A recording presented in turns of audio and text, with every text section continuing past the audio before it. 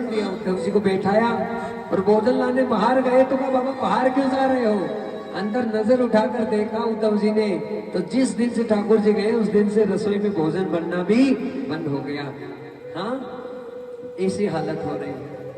कन्हैया थे तब कितना आनंद था, और ये एकदम जीवन की सबसे बड़ी सच्चाई है भक्त जनो। भगवान यदि हमारे करीब है तब तक हमारा जीवन है, और यदि ठाकुर जी छोड़कर चला गया तो फिर उसके बाद में लेने के देने पड़ जाते हैं। पर भगवान अपने भक्तों को ज्यादा दुख नहीं दे सकता, क्योंकि भगत चाहे चिंता करे ना करे, पर ठाकुर जी बहुत चिंता करते अपने भक्तों की। हाँ, अपने जन्म लेकर पूरी जिंदगी भर यदि हम भगवान की गुरु की सेवा करें तो भी उनका एहसान नहीं उतार सकते।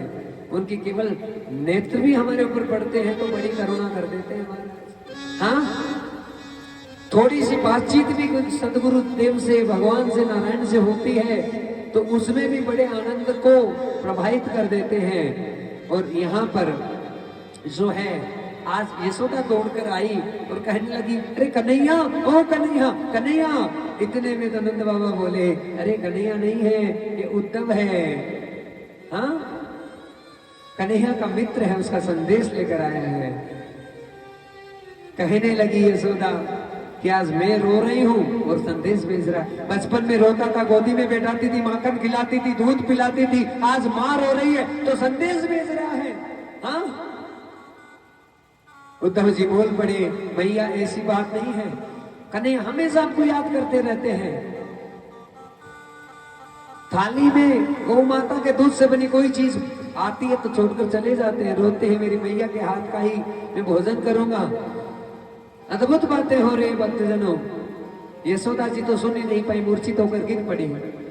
नंद बाबा ने कहा, ये इतनी देर आराम करती है जब मूर्छित होती है, बाकी पूरे ब्रजमंडल में घूमती है, लताओं से पूछती है, वृक्षों से पूछती है, पर्वतों से पूछती है, गोपियों से पूछती है, रे मेरा कान्हा अब तेरे चोरी नहीं करेगा, लौटा दे लौटा दे। ऐसी स्थिति हो गई भक्तजनों।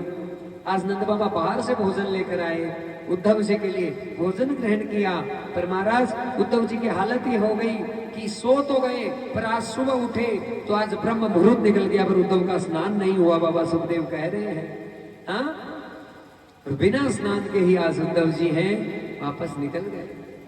उद्धव जी जैसे ही निकले, गोपियों के आपस में चर्चा होने लगी। हे सखी, ये रथ तो वही नजर आ रहा है जिस पर अक्रूर लेकर गया था। अरे क्या ये वृंदावन में